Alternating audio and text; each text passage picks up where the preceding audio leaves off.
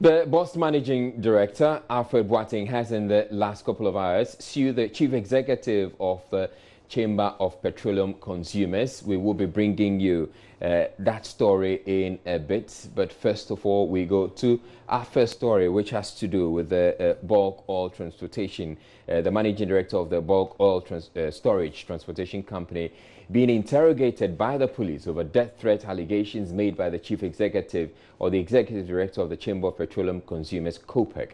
The Bost MD, Alfred Obeng Boateng, spent some time at the Tema Region Police Command on Tuesday, together with his accuser, Duncan Amoah. The Tema Region Police Commander, Nana Asoma Hene, tells Journews the death threat is linked to claims by COPEC that Bost has caused financial loss to the state over the sale of its stocks of crude oil at discounted prices. The case was filed at the regional CID. The complainant came to the regional CID to make a complaint, and the man was invited. Was invited today? Yes. Formally in a letter? In a letter. We sent a letter to him to come. And he's made himself available? Yes, it's available as of now. Right now, it's available. Okay, so he's been questioned? Is that what it is? Interrogated, yes. He's been interrogated? Yes. I was wondering if Mr. Duncan provided any evidence to back his claims? That is why they are there now. He just said, he complained, all right, I can come and complain to anybody that you have insulted me or assaulted me. We invite you. That's when we come there, we interrogate them, we know the way forward. Beyond today, is there any further investigations you want to carry on to this? No, it depends on what happens today. So it's possible that if there's no evidence, this might simply end after today's meeting? Sure. You haven't charged anybody with anything yet? No. Not for charging is far away. We are not investigating. We only charge somebody when we are ready to go to court. Did Mr. Duncan indicate in what form he was threatened? By word of mouth. He was told that he was going to be killed? Yeah, so he was eliminated. He will be eliminated by word of mouth? Yes. And he says this person who issued this threat is directly the head of the bulk oil storage company? That's what he's claiming. Now, the Bulk Oil Storage Transportation Company has meanwhile dispelled claims of causing financial loss to the state. The company is said to have sold 1.8 million barrels of the commodity to BB Energy in a transaction the Chamber of Petroleum Consumers says cost the state some 23 million cedis. Addressing a news conference on Tuesday, head of fuel trade, Albert Mante, said the quantity of crude oil sold to the company at discounted prices was rather 942,000 barrels. Executive Secretary of the Chamber of Petroleum Consumers, Duncan Amoah, has had serious issues with the transaction between Bost and BB Energy and vowed to petition the office of a special prosecutor and IOCO over the matter. Bost went selling at a time that prices were going up on the world market. Bost was the only company across the world that was selling crude for lower, than the benchmark.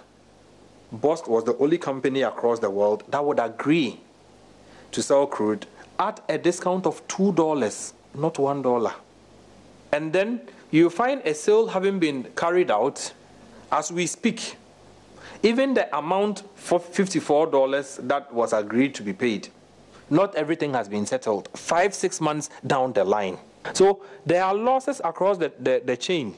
And we think that the special prosecutor must be interested in this one. IOCO must be interested in this one. The police CID must be interested in this one. But Bost, at a news conference on Tuesday, fought off the allegations disputing the amount of crude oil sold in the transaction. Whenever we bring crude into the country, we generate what we call out-time reports. This is the way it looks. It's signed by the ship captain. It's signed by the inspectorate.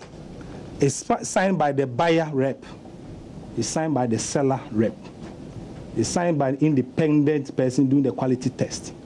This is it. The product that came in,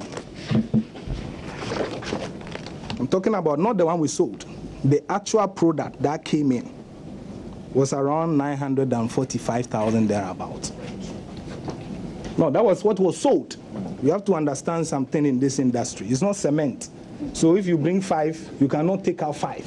It's liquid that passes through pipes that we use certain things to determine the quantity, okay? So the quantity that came in was around 945 and so. But the quantity that we sold was around 942,000 because that is what is called pumpable.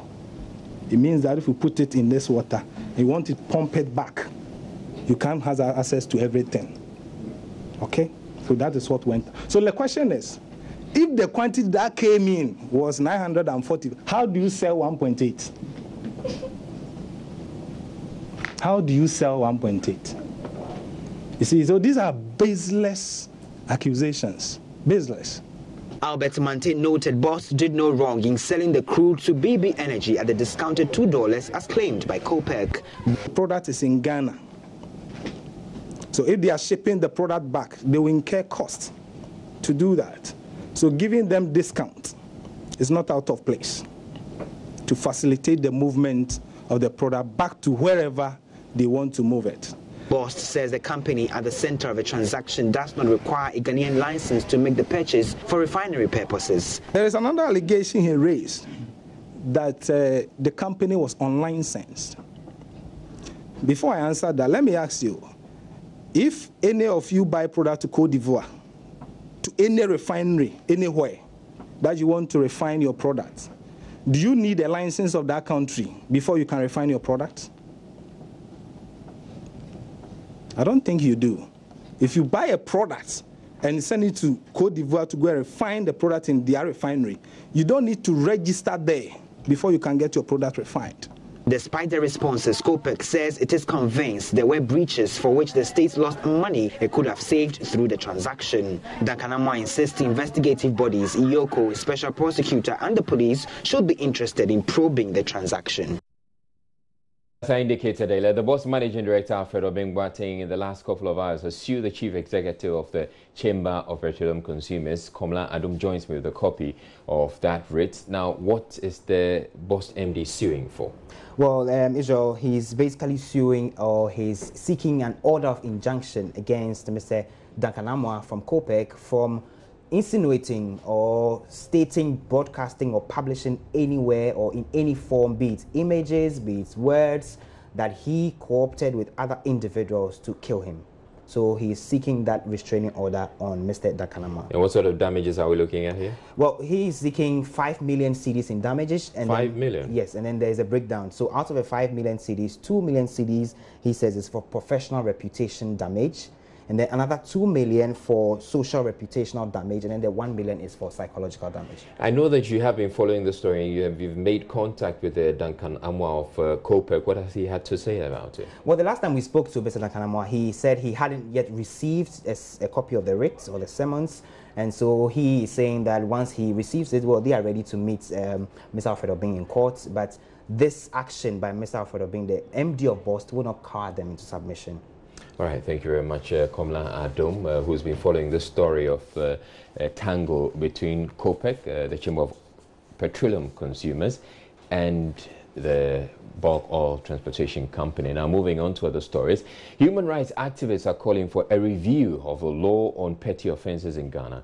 According to Edmond Amakwe Foley, a law lecturer at the Gimpo School of Law, most of these offences are misdemeanors and do not deserve the harsh sentences those charged with felonies are made to face.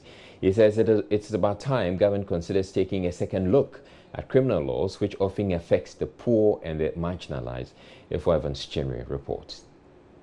Petty is determined by a number of factors, but usually oscillating between the gravity of punishment and the type of offense. Certain offenses have been considered as not worth the time of the police, but nonetheless address a social canker, whereas other minor infractions of offenses considered serious, and by virtue of the nature of the offenses itself, the punishment tends to be harsh. The CHRI is therefore asking that the criminal laws be looked at again and decriminalized where necessary. Some offences under the Road Traffic Act, the Domestic Violence Act, the National Pensions Act and the Children's Act are classified as petty offences. Law lecturer at the Gimpo School of Law, Edmond Amakwe Foley, says the poor and the marginalized are more affected because they are indigent and can afford to get a lawyer. When we talk of decriminalizing certain offenses or declassifying them, and particularly offenses we consider petty offenses, what we essentially mean is that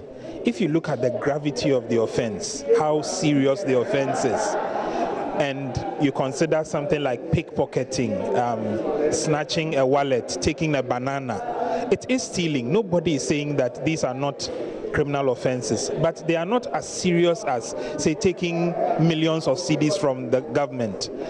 In that case, we expect that there will be a lesser regime of punishment for dealing with it, or if there is some way by which it can be settled amicably. For example, if you have recovered the item, you give it back to the person and maybe let the person pay a little fine. That is what we mean. Some of the petty offences that are termed as misdemeanor: breach of peace, prostitution, obscenity, petty stealing, possession of firearms without authorization, attempted suicide, exposing child to danger, publication of false news likely to cause fear and alarm. Mr. Foley says all these offences must be decriminalized. If you take attempted suicide is a misdemeanor, but when people want to take their own lives, they are often sometimes depressed, or they have been put in a situation where they no longer find hope in life. So we want something like this to be decriminalized so that that person gets treatment. We also talk of nuisance offenses, allowing stray animals, beating of drums, disorderly behavior, drunkenness. These are all things that we don't think should engage the attention of the courts, but can be handled through other means, such as a civil action. If my animals have strayed, I should be fined and the animals seized, for instance, rather than to take me to court, go through the process, and I get a term of imprisonment.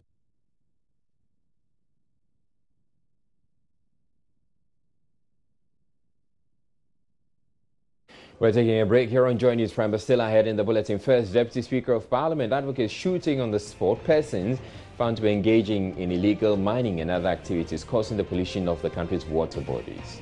Regrettably, I don't have the authority. If I had, I would have made the law that if you find people on the water bodies, shoot them.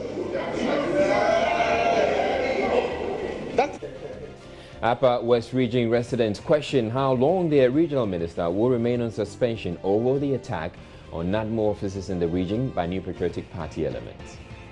In fact, we are very, very hullabaloo. Our region has not a regional minister.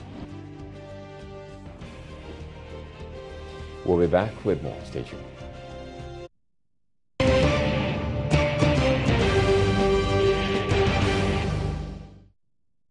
Some residents of the Upper West Region have expressed concern over the continued suspension of their regional minister.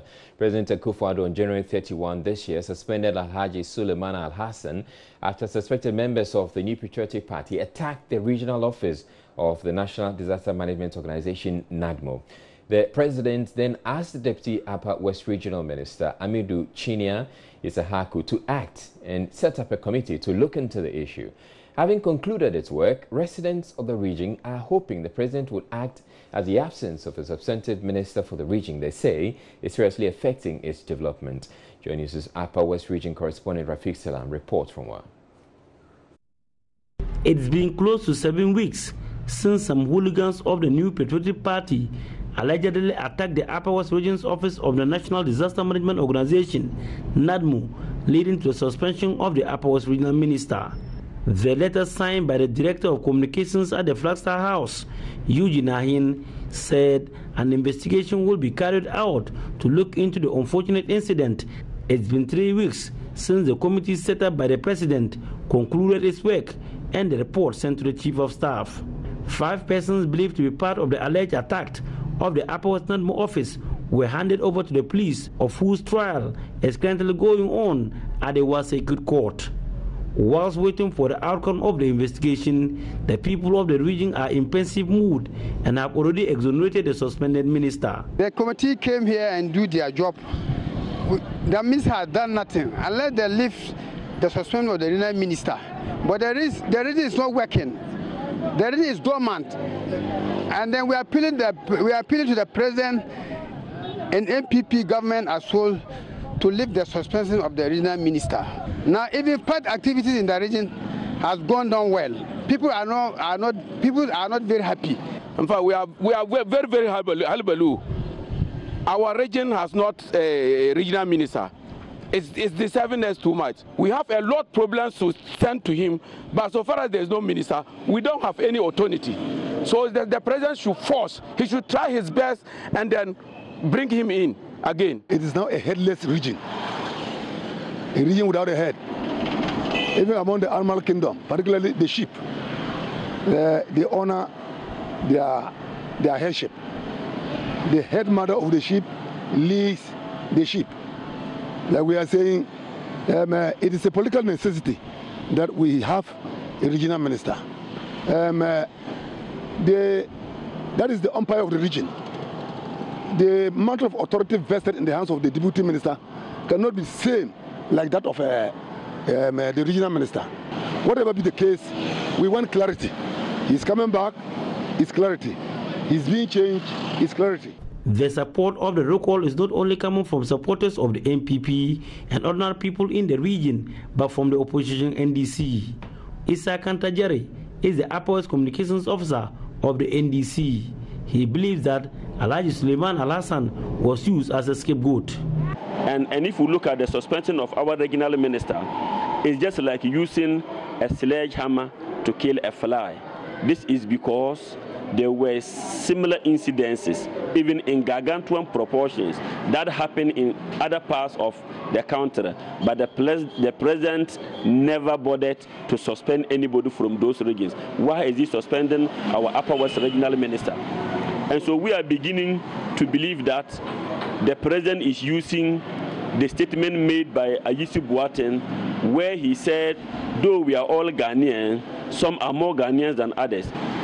Until President Akufo-Addo actually on the committee report he set up, the people in the region will continue to work their tongue in order to satisfy their curiosity. Reporting for Joy News, Rafiq Salam.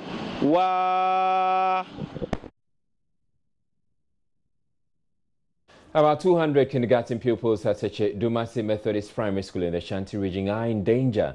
They take classes in the dilapidated mud structure, which can be described as a disaster waiting to happen. Ohimingte visited the school and has come through with this report. Built about 70 years ago, the structure first served as classroom facility for the main primary stream of the school. It has since seen no renovation, and the harsh weather it is exposed to has forced part to collapse.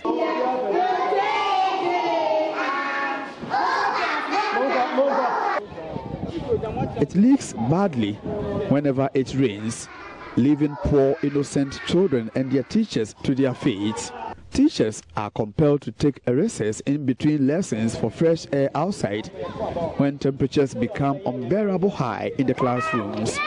They will, however, not comment on the issue for obvious reasons.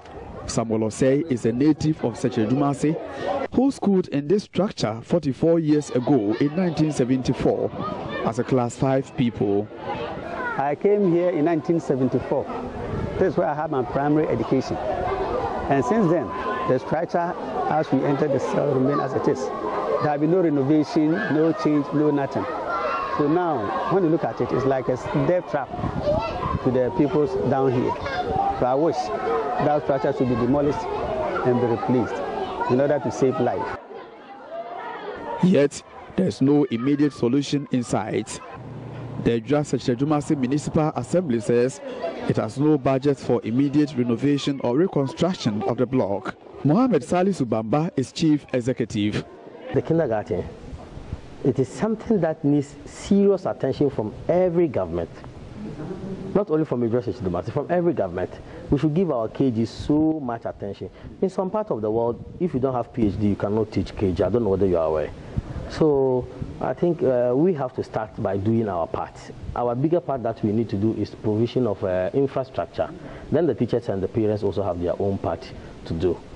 God so good, government has just expanded school feeding program. Some of the schools that we're not having, now we've allocated school feeding program to some of them. So going forward, if we are able also to provide them with befitting classrooms, I think it's something that will go a long way. Resources. You can't just say, I want to do when you don't have resources.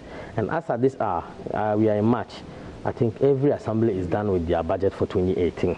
You understand? But things that you need to do you have to maybe either go to the contingency or find a resources somewhere to be able to do. We've not budgeted for some of these projects, even though we have budgeted for a lot of school projects. But for some of the KG, we've not budgeted for it for this year, 2018. Likewise, we've not budgeted for the ICT center, but I saw the need of providing ICT center. So when we are going to review our budget mid-year, there's something that we are going to add to the programs that we want to undertake this year.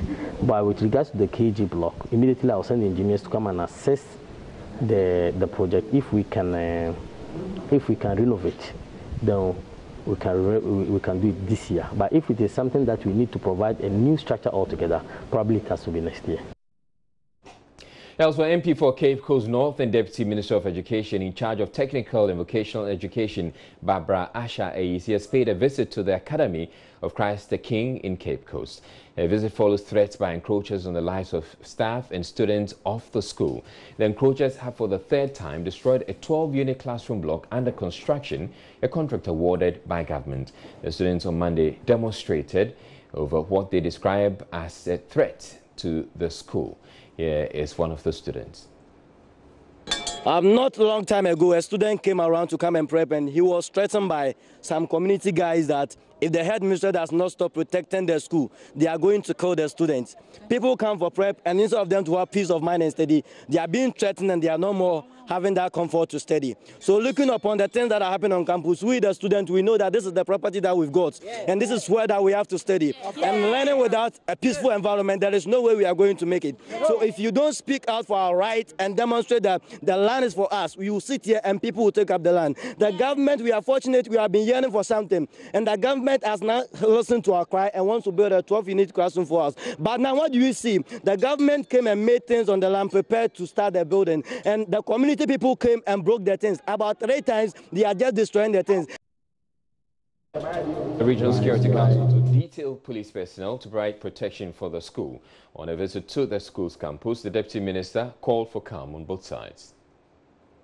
I'm here in my capacity as a Member of Parliament, and when I go back, I'll let the Sector Minister, Honorable Matthew Boku-Prempeh, know what is going on, update him of the current event, and also inform the Deputy Minister in charge of General Education, that is Dr. Idutrum. So I'm here in my capacity as a Member of Parliament, because as a Member of Parliament, I need to be concerned of what goes on here. I've heard from the school side, and I would engage the family as well to know, because we need to have a long-lasting solution to this problem. We don't want a situation where we may think that everything is fine and we get to a point where probably they may harm a child or a student or a teacher or something like that. So we don't want something of that sort to happen. So I engaged the headmistress, and she gave her version, but I'd want to meet the family as well, and from there be able to know what to do. But currently everything is under control. The police, I heard, was here earlier to ensure there was order, but the police cannot be here forever. So as I said earlier, we'll engage the family, and then together we'll see how we need to solve this amicably so that there will be peace and our children will be able to have a good place to learn. So, finally, so what do you see about the threat on the lives of students and maybe staff over this? Yes, that's what I'm saying. When we engage the family, because if we do not listen to their version, we may not be able to get a suitable solution. So when I get to meet the Bush opinion, the family members, we'll know why. I understand the issues at the court already, but we can still bring it home and see what we can do. Of course, after all, it's in the community, and this could also save the good people of Abra. So I'm sure they're interested in whatever is going on, but probably their expectations were not met at a point or something like that, and we'll have to see what we can do together.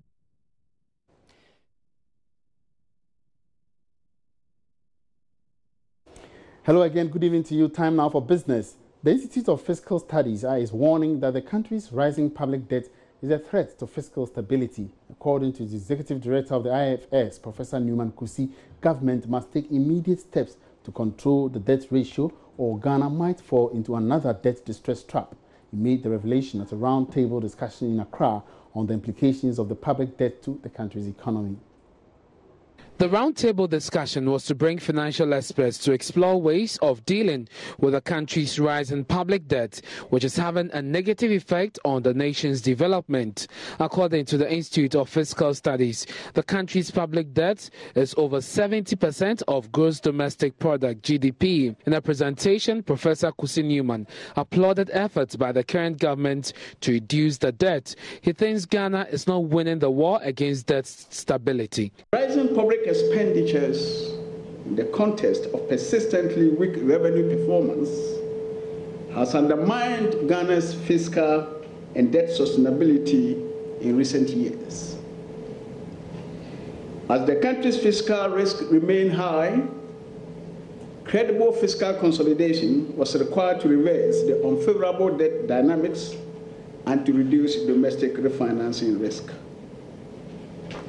The fiscal management strategy of the new government that came into office in January 2017 aims at restoring fiscal discipline, reversing the fiscal deterioration it inherited, and putting the public debt on a downward and sustainable path. Unfortunately, it does not appear that the government is winning the debt stability war, as total public debt continues to grow with serious implications for the economy. He disclosed that the public debt as of end of 2017 stood at 146.2 billion cedis. According to him, government can overcome the challenge by coming up with innovative ways of mobilizing revenue domestically. The need for a carefully designed fiscal consolidation measure combined with a more ambitious medium-term adjustment to spur robust economic growth, enhance domestic revenue mobilization, and reduce the worsening debt and debt service indicators.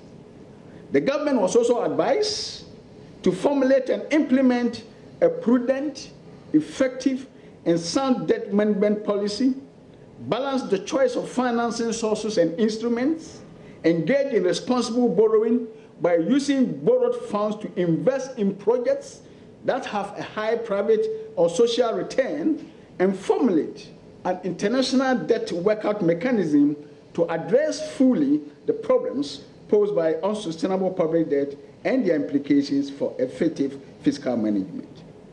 The rate of increase in interest payments also has to be looked at very critically by the government by ensuring that the rate of debt accumulation is reduced and borrowing is done at very low rates. The implication of the huge debt ratio on the economy continues to be a source of worry to economic analysts. Let's return to the BOST COPEC controversy, and the Executive Secretary of the Chamber of Petroleum Consumers Ghana, Duncan Amoah, has been reacting to the press conference organized by BOST. He thinks COPEC has been vindicated by what transpired at the press conference. He spoke earlier on the marketplace. We were hoping that BOST will come out and say we have not sold the crude. It is there. COPEC would have lied. BOST admits it has sold the crude. BOST equally admits it sold the crude at Donkomi price. Donkomi price. I have evidence of some other previous attempts by some other persons to buy it at premium. Premium. That is benchmark plus something, plus 2. This time we didn't get benchmark. We sold it at Donkomi. And he sits there to say he has the leverage to give 5% discount. He should find out how much $3 out of 56 is. It is not 5%. That is about 7.88%. He doesn't even know what he's talking about. And yet he accuses COPEC of ignorance. I couldn't help but laugh throughout the entire press conference as I followed your network this afternoon. Yeah, so the credibility of your organization was... Okay. The credibility of your organization was also attacked. What do you have to say about that? Indeed, if persons like this attack COPEC, it is to be understood. The same way when the contaminated issue came up, we were insulted and called names. Okay. In the end, they were selling the product. If we hadn't raised the alarm, Ghanaians would have had to buy and be fed with contaminated products from a strategic, facility like us. It tells you the kind of mindset people out there today are managing BOST with. I am not surprised that they end up leaving so much of a debt hanging around our necks as individuals within the country. When they cause these losses, avoidable losses, and they pile up as a debt, they will go home and enjoy the booty with their family.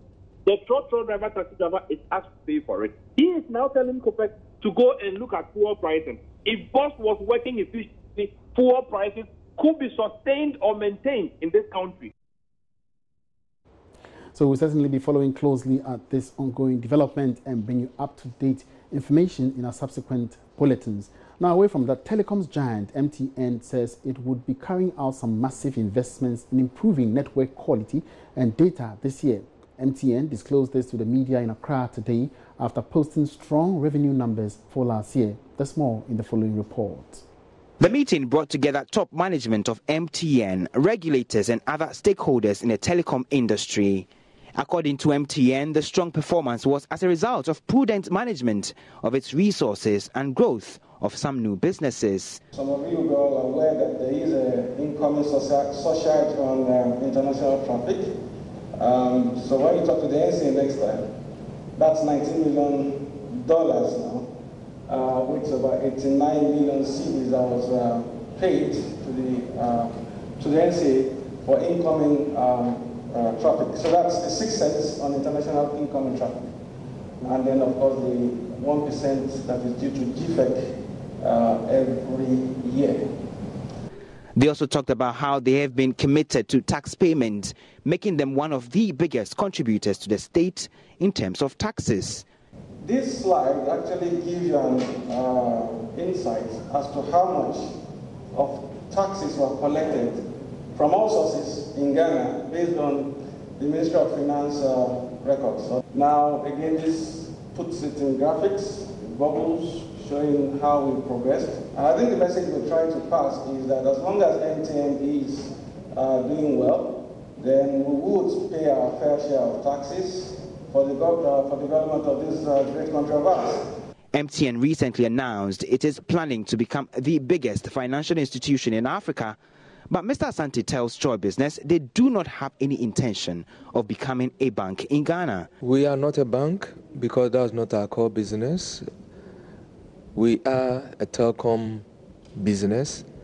Our core business is breaking down telecom services and making it available to the average consumer. That is our work. Along the line, because banking itself relies heavily on information, we saw the need to make banking service available on a digital platform. And the model that we have implemented across MTN footprints is one of partnership. We do it with the banks. He also spoke about the fact that MTN is planning to introduce some new products on the mobile money platform, like money transfer and payment for some international services. We have that service with a couple of global partners, and that service will be extended very soon to other major international remittance operators before the end of this year. We have partners in Europe, we have partners in North America, and it's a remittance service through mobile financial platform. And very soon, you watch this space, you'll be excited. You will not be walking to any other venue to be able to encash money that you receive from any of these global remittance players. Ebenezer Asante, who was recently promoted as Vice President for MTN's Southern and Eastern Africa and Ghana, said that the brand is now poised for more exciting times, looking at the growth recorded over the last years. And that's it for Business on Joy News Prime. Many thanks for your attention. My name is Emmanuel Apuaji Riafi. Have a good evening. Now, First Deputy Speaker of Parliament Joseph Osei-Owusu is calling for a shoot-to-kill approach to the fight against illegal mining in the country. He says this is the only way to ensure those engaged in these activities would stop. He was contributing to a statement on the floor of Parliament by Minority MP Ras Mubarak, who condemned the recent burning of tracks in his constituency by the military. I have made some very extreme suggestions.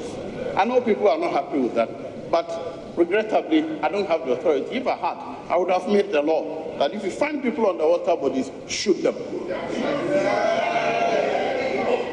That is what I would have done if I had the authority. That is how recalcitrant those people are. Look, in this country, if you go to some countries, and there are some countries where littering on the street, as recently as in the 60s, if you littered, you were shot in the streets. If you dumped rubbish and they caught you, they shot you. That was the law. I think there are better ways, and I believe that we should sit together, think through this matter, craft out measures, and solve the problem. It is true that it's difficult to get alternative, better or more rewarding means to get them out of Galamsey. But at the same time, even appealing to their conscience and sitting down and working with them, we can get solutions to these problems. Mr. Speaker, I don't support any Ghanaian killing any Ghanaian. And I don't support the use of force as a means or solution to any problem. There are ways and means of us solving our common problems. The problems are not only for government. These are national challenges, and we must take national decisions. It is not this government that started it. The previous government did the same. Did they succeed? You think you will succeed? Yes. I am telling you, capital no. Unless you change. I am saying that unless you change, there is no way you can succeed in eliminating Galamsey in this country. So the military went there for the 5th time and decided that they were sending a very strong signal to anybody who decides that they will take the law into their own hands. The information I have is that 8 champagne machines were burnt, 12 tipper trucks were burnt, and 1 excavator. Champagne machines are not used for sign winning. They are used for the illegal mining. And champagne machines are placed on the river body to destroy the water body and be able to get some gold or diamond or whatever they're looking for from there. Order. The first Deputy Speaker asks a very important question. Who are we loyal to? We are loyal to the laws of Ghana, nothing more. This is not a lawless country. This is not a banana republic. Our loyalty is to the laws of Ghana. And we will not accept the relegation and subjudication of the laws of Ghana to might is right. Might cannot be right. So to the first Deputy Speaker, our loyalty is to the laws of Ghana. That this is a country governed by law. Minister for Defense, be informed that you are not above the laws of Ghana. The armed forces, not above the laws of Ghana. The military, not above the laws of Ghana.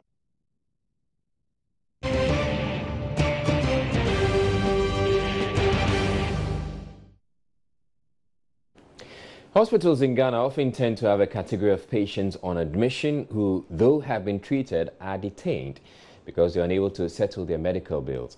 Such patients, including nursing mothers and accident victims, tend to wait for donors to come and settle their bills and free them from detention. Whilst the hospitals wait on the manufacturers, however, such patients rack up bills, whilst also taking up beds which could have been given to critically ill patients. Joy News' Adelaide Arthur visited the trauma ward at the Komfo Teaching Hospital in Kumasi to tell the story of some of these patients. Patients at Trauma Ward C1A at the Komfo Teaching Hospital are receiving treatment for various degrees of injuries to their limbs. Health workers say most of the cases here are as a result of road accidents, a number of them severe. Some have had a leg or an arm amputated due to crash injuries which damaged their limbs beyond recovery. A trailer crashed my vehicle on the way to Tema. My ankle was badly injured. Doctors at the Komfo Teaching Hospital wanted to amputate my leg, but my family refused. Over the past 20 years, my leg has deteriorated, forcing doctors to chop it off.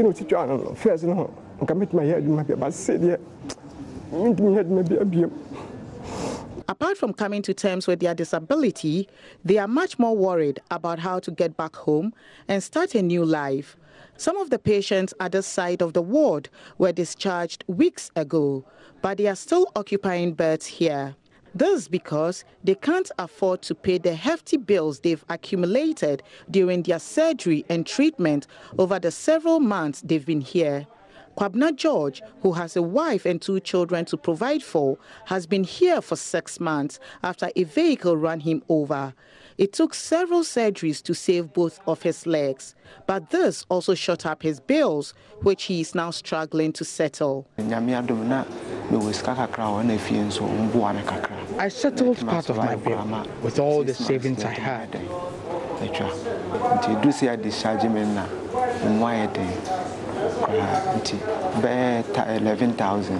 I owe the hospital about 11,600 cedis. I have paid 5,000 so far. I need help to settle the rest of the bill so that I can go home. The situation is the same for Stephen Akoria and Kwabena Bukari. I have a family to take care of. It's even a struggle to provide for them. Now I owe the hospital 3,500 cedis. I need help to settle this. Medical 6,300. I can't go home. It's because I owe the hospital 6,300 cedis. It's become very difficult to settle the bill because I have 4 children in school. I even send part of the money I am giving as gifts back home.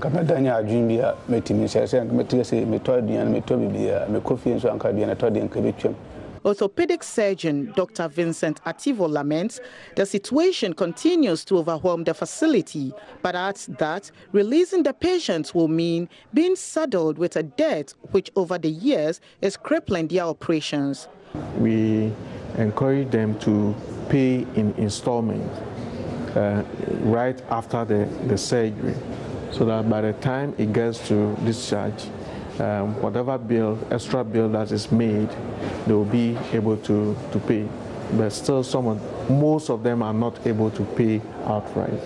So we make arrangement with the social welfare unit departments of the hospital to investigate their background, to see those who will be able to pay in installment basis and contact their relatives. If really we are to keep the directorate running, then we should cut down the rate at which we incur more debts.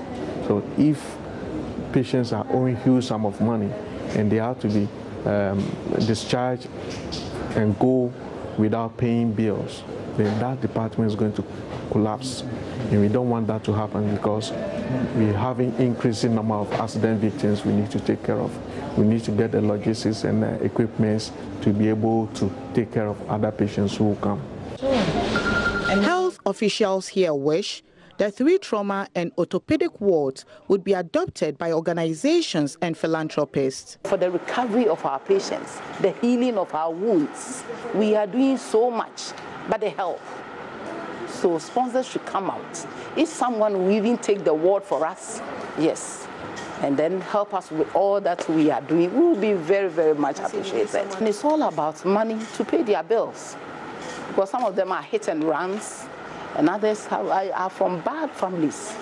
And you cannot just say, because you haven't paid your bill, we'll just put you on the floor. No, we can't do that. Until that happens, though, such hospitals are having to live with the dilemma of detaining more of these helpless patients, but whilst at it, depriving other patients of critically needed care, sending them away for lack of beds, even if those beds are occupied by fully recovered hospital detainees. Adelaide Arthur, Joy News, Kumasi. Komante and Abande are 2 twin villages barely a kilometer apart in the central region, and yet for decades A bitter rivalry over a colonial-era fort has kept them apart in a feud that has sometimes turned bloody. In our series of stories looking at towns with interesting names and histories as part of Joy News Ghana Month, Justice Vedu traveled to these two towns to learn more. Here is his report. Sounds of the legendary high-life musician Bessa Simons singing about an age-old feud that has been between two of Ghana's historical towns, Abanze and Kormantey. This is a 1985 classic, but this conflict predates the song many years. The Abanze-Kormantey conflict was centered around this monument, Fort Amsterdam, built by the English here in 1631 on a land which is said to be for the people of Kormantey. The Abanze people were settlers who came to trade around the fort at the time of its construction. Over time, they came to live here for convenience. The place was given by the Kormantey.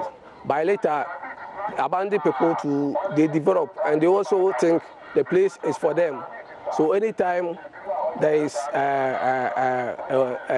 ownership, the Kormantey people claim that here belongs to them, and Abanze also people claim that here also be them. Sometimes it generated conflict. For many centuries, this edifice here, which is the fort, has always been the bone of contention between the two communities, Abanze on the one side and Kormantey on the other side. Behind me is the Atlantic Ocean, and then joining the Atlantic Ocean is the lagoon, which is the dividing point between these two towns. Once upon a time, history has it that people from either side of the lagoon wouldn't even dare crossing to each other's territory.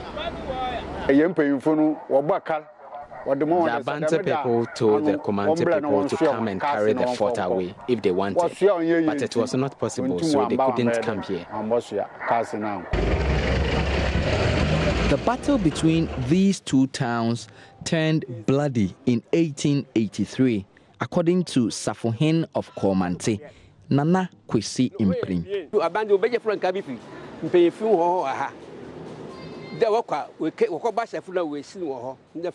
During the war, the people of Abanze came for a flag from the Kormantey people to help them win the fight. They mounted it before the battle started, so the opponent had an upper hand over them. Kormantey people only went in to resolve it.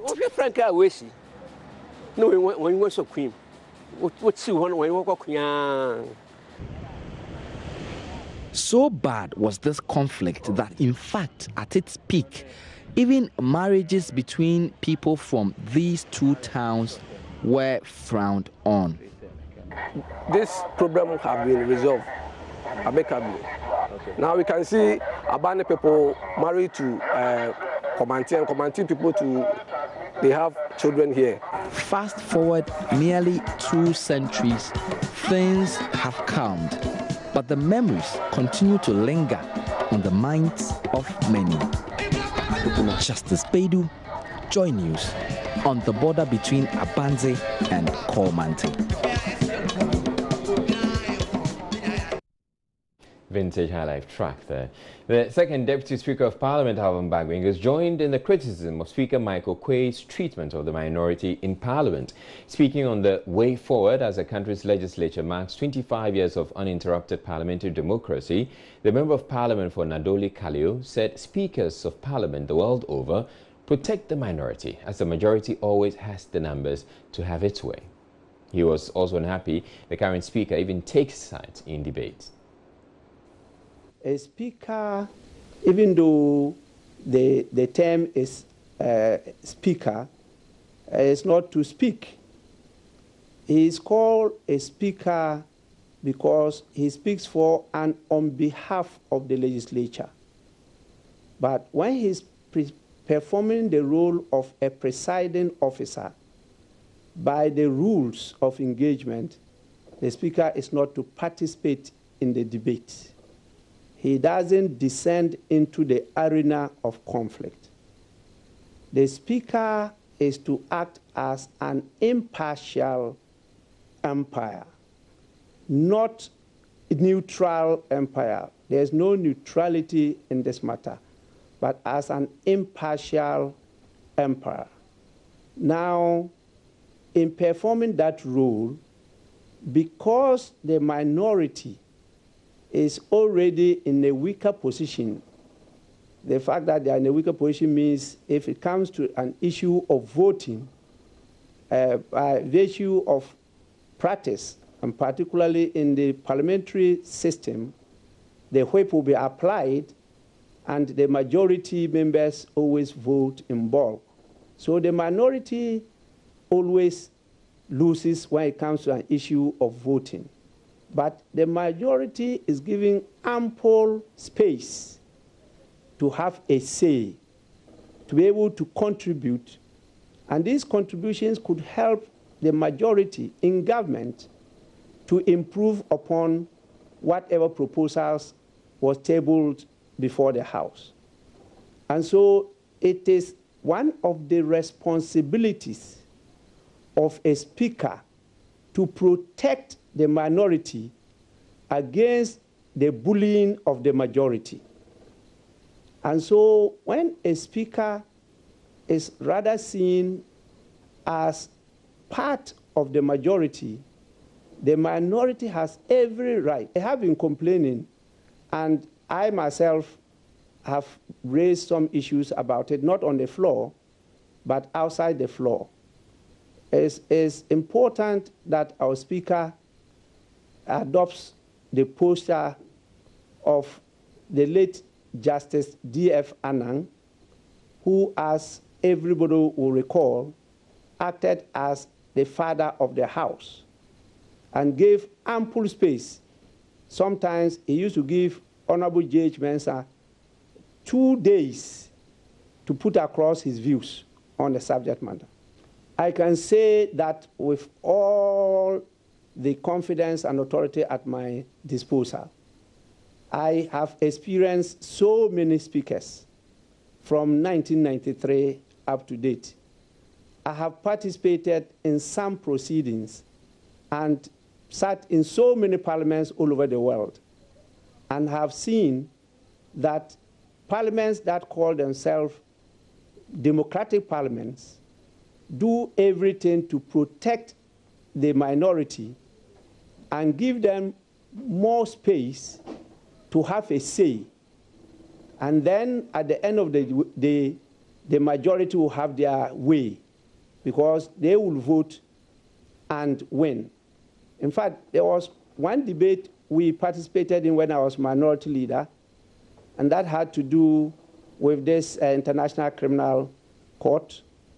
And I recall that the then ambassador of America to Ghana did say that, yes, you, the minority, won the debate, but you lost the vote.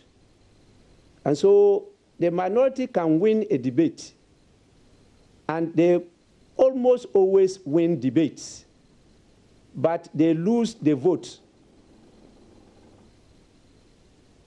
The Executive Director for the Africa Center for Parliamentary Affairs, Dr. Rashid Draman, agrees with Mr. Bagbin's position. He, however, blames MPs for the trend and urged them to work harder to ensure Ghanaians are the ultimate beneficiaries. He spoke earlier on the pulse with my colleague Gifty Andoapia. Assuming we didn't have a parliament and people have to argue and argue and argue, the kind of chaotic situation that we would have had as a country. So sometimes we gloss over this important fact. But I think in order for Ghanaians to be on their side, I think certain things would also need to change in Parliament. Okay. You show almost all the time pictures in Parliament when proceedings are supposed to start, and then you see None a house of them, that is half empty. Half empty. So people are saying, why are we paying these 275 members, they don't show up for work. Right. And then if you add the fact that we have to give them vehicles, we have to give them secretaries and so on, many people are going to argue that, I mean, what are we really getting from this? That's true. So I think there are so many issues to look at. Okay. But I think overall, we've had a very good start. But 25 years is such a long time to still remain a toddler. And our parliament is still a toddler. Now, the Inspector General of Police, David Asante Petu, has reiterated a bold agenda of the Ghana Police Service to be the best in Africa and amongst the highest-ranked services in the world. It forms part of moves by the service to realize the much talked-about transformational agenda expected to inspire efficient policing by stimulating public confidence in the Ghana Police Service. The IGP was speaking on the maiden edition of Ghana Police Watch, a new show that was premiered on Joy News Tuesday evening. Our vision is to become a world-class police organization, capable of delivering a planned, democratic, protective, and peaceful services up to the standards of international best practices. Our main goal is to become the best in Africa and among the top 10 in the world. Oh, wow. Yes. This is very audacious. Yeah, it is. Yes. How much time are you giving yourself to achieve? Well, we've given ourselves 4 years. That's a short time. Yes, it is. We're looking at 2022. Yeah. Currently, we are ranked 8th in the Africa.